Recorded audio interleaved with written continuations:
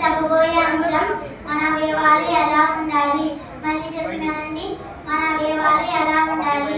హృదయం శుద్ధిగా ఉండాలి, చేతులు పవిత్రంగా ఉండాలి, పాదములు చెడు మార్గాలకు వెళ్ళకుండా ఉండాలి, కళ్ళు వ్యర్థమైనవి చూడకుండా ఉండాలి, చెవులు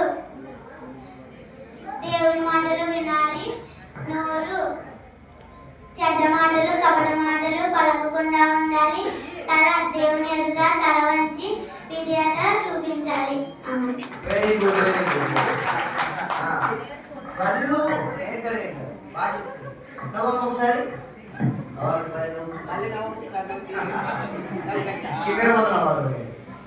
వ్యర్థమైన వాటిని చూడకూడదు అన్నావు కదా. నేను వ్యర్థమైన వాటిని చూడకూడదు అంటే దృష్టిలో ఏం చెప్పు కొన్ని.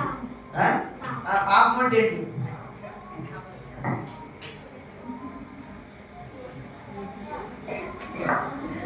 ఫోన్లో టీవీలో ఏవి చూడకూడదు అని అనుకుంటున్నాం. వ్యర్థమైన ఏవి చూడకూడదు అనుకుంటున్నాం.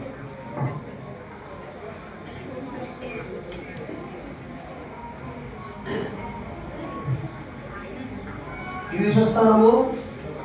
ఫోన్లు చూస్తావా? ఏం చూస్తావు? ఫోన్ ఏం చూస్తావు? బొమ్మలు. ఇంకా సినిమా చూస్తావు? మధ్యలో సీరియల్స్ రీల్స్ చూస్తావా? వీడియో చూస్తావా? ఎవరండి చూస్తుందమ్మా? చూడకుండా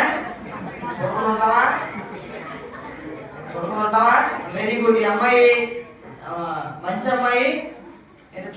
చూడని మాట ఇచ్చింది. క్లాస్ కొట్టండి.